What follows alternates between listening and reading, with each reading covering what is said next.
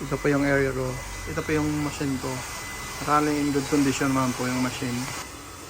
Ito po yung pending ko ngayon.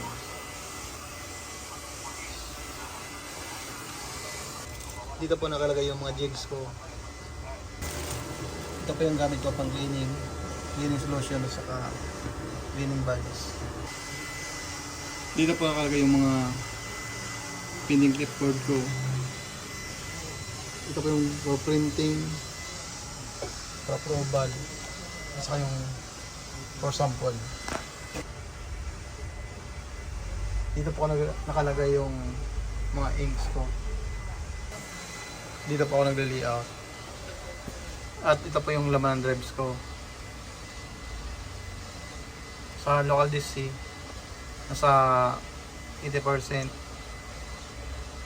Sa local DSD, nasa 5% yung laman. Tapos sa E naman, nasa 10% po yung laman. Yun lang po, thank you.